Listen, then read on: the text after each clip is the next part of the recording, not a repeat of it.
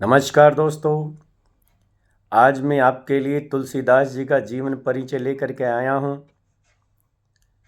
आप हमारे चैनल को सब्सक्राइब ज़रूर करिए और यदि हमारा वीडियो आपको पसंद आता है तो लाइक करिए, शेयर करिए और कमेंट्स करना बिल्कुल ना भूलिएगा। तो शुरुआत करते हैं तुलसीदास जी के जीवन परिचय की। तुलसीदास जी का जन्म 1532 ईस्वी में उत्तर प्रदेश राज्य के बांदा जिले के राजापुर नाम के गांव में हुआ। कुछ लोग ये भी मानते हैं कि तुलसीदास जी का जन्म उत्तर प्रदेश में एटा जिला भी मानते हैं कि वहाँ भी इनका जन्म हुआ, ऐसे कुछ लोग मानते हैं। बच्चों, तुलसीदास जी के पिता है, उनका नाम आत्माराम दुबे है और इनकी माता का नाम हुलसी देवी है। लेकिन जिस माँ ने इनका लालन पालन किया उनका नाम मुनिया है। तुलसीदास जी की पत्नी है रत्नावली है, जो एक पल के लिए, एक समय के लिए उनकी गुरु भी बनी। तुलसीदास जी के आध्यात्मिक गुरु हैं, उनका नाम नरहरि दास और नरहरियानंद के रूप में भी उन्हें जानते हैं। तुलसीदास जी सगुण भक्ति धारा में राम भक्ति धारा के प्रसिद्ध कवियों में जाने जाते हैं। तुलसीदास जी ने जो रचनाएं लिखी उसमें रामचरितमानस सबसे श्रेष्ठ रचना है। रामचरितमानस के अलावा इन्होंने दोहावली, कृष्ण गीतावली, रामाज्ञा प्रश्न और विनय पत्रिका जैसी रचनाएं लिखी। तुलसीदास जी ने जो रचनाएं लिखी उनकी जो प्रमुख भाषा है वो ब्रज भाषा और अवधी भाषा है।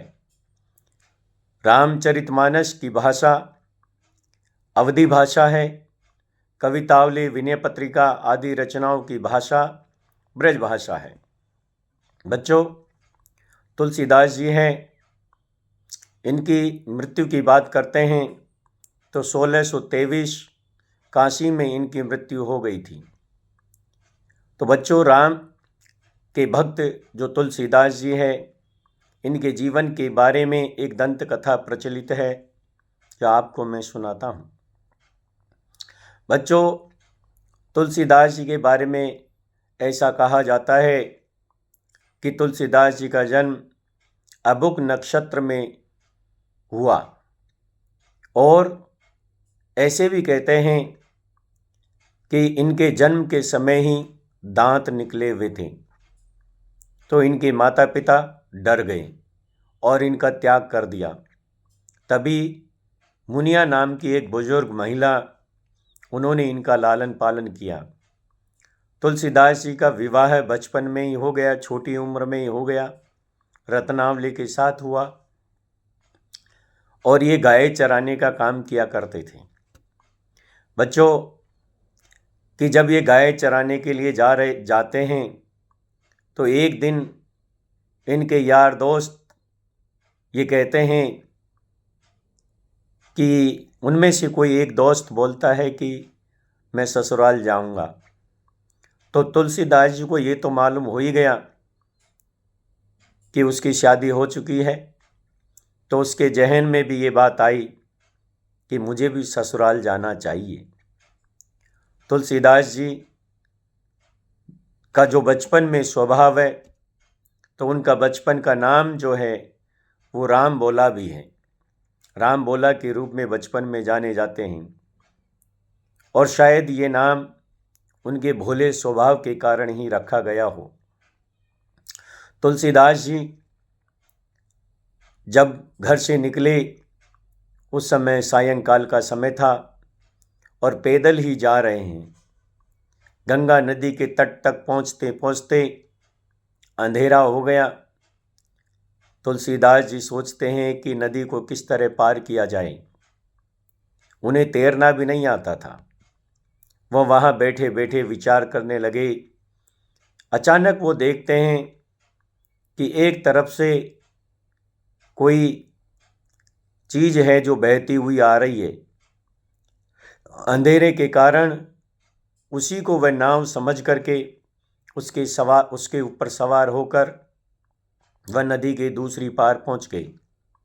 लेकिन ऐसे कहते हैं कि वह नाव नहीं बल्कि किसी का मृत शरीर था जिसको नदी में बहा दिया गया। तुलसीदास जी ने उसी को नाव समझ करके नदी को पार कर लिया। जब तक वो रत्नावली के घर पहुंचते हैं तब तक गहन अंधेरा हो जाता है।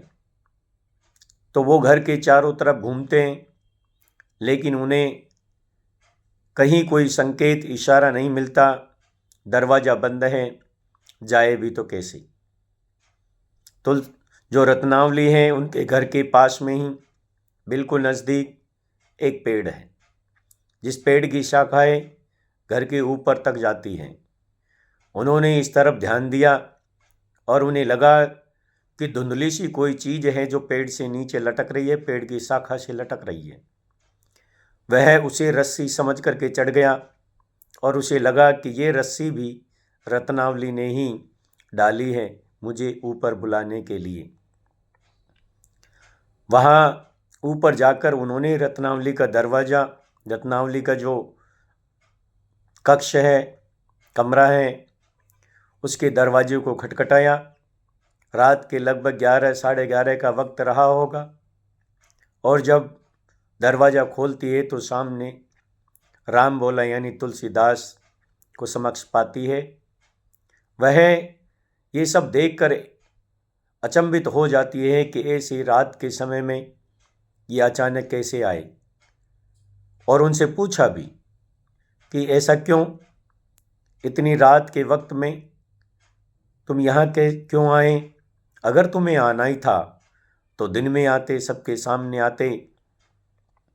तो तुलसीदास जी अपनी पत्नी रत्नावली से कहते हैं कि तुम मुझे पागल समझती है क्या है। तेरा ही प्लान था, और यानी कि योजना थी, तुम्हारा ही क्या था, तुम्हारी ही योजना थी। तुमने मुझे लाने के लिए नाव जो भेजी और यहाँ घर के पास आकर के मुझे ऊपर बुलाने के लिए तूने रस्सी लटका दी, जिसे पकड़कर मैं ऊपर आ गया। रत्नावली को इस बात पर तनिक भी विश्वास नहीं हुआ। वह नीचे देखती है कि वहीं पास से होकर के एक काला सर्प निकल कर के जा रहा था। रत्नावली ने तुरंत दिमाग लगा लिया कि ये पागल जो तुलसीदास जी हैं, ये इस सर्प को ही रस्सी समझकर ऊपर चढ़ करके आ गया है। ऐसे वक्त में रत्नावली ने तुलसीदास जी को कुछ कड़वे शब्द कहे कि दिग दिग ऐसे प्रेम को लाज आवन तोई, यानी धिक्कार है ऐसे प्रेम को, तुझे शर्म भी नहीं आती है। तूने जो प्रेम किया है वो मेरे से न करके मेरी सुंदर काया हाड़ मांस के शरीर से किया है, और इतना प्रेम तुम्हें राम से होता, ईश्वर से होता, तो तुम्हारी ज़िंदगी बदल गई होती। ये बात तुलसीदास जी के सीने के आर पार हो गई और ये शब्द उनकी दिल की गहराई में बैठ गए, और उन्होंने उसी दिन से वैराग्य धारण कर लिया। ईश्वर भक्ति की तरफ उनका झुकाव हो गया और ईश्वर भक्ति में इतने लीन हो गए कि रामचरितमानस जैसी श्रेष्ठ रचना को उन्होंने लिख दिया और पूरी दुनिया में राम भक्त के नाम से प्रसिद्ध हुए। तो ये तुलसीदास जी की लौकिक कथाएं हैं, दंत कथाएं, जो गांव-गांव में प्रसिद्ध है, उसी को मैंने आपके सामने प्रस्तुत किया है। तो इसी के साथ हमने तुलसीदास जी का जीवन परिचय भी पढ़ा। तो आपको हमारा ये वीडियो पसंद आता है तो सब्सक्राइब बिल्कुल करिए, सब्सक्राइब करना न भूलें, लाइक करिए, शेयर करिए, कमेंट्स करिए और हमें बताइए कि और बेहतर से बेहतर वीडियो किस तरह बनाया जा सकता है। धन्यवाद। जय हिंद, जय भारत।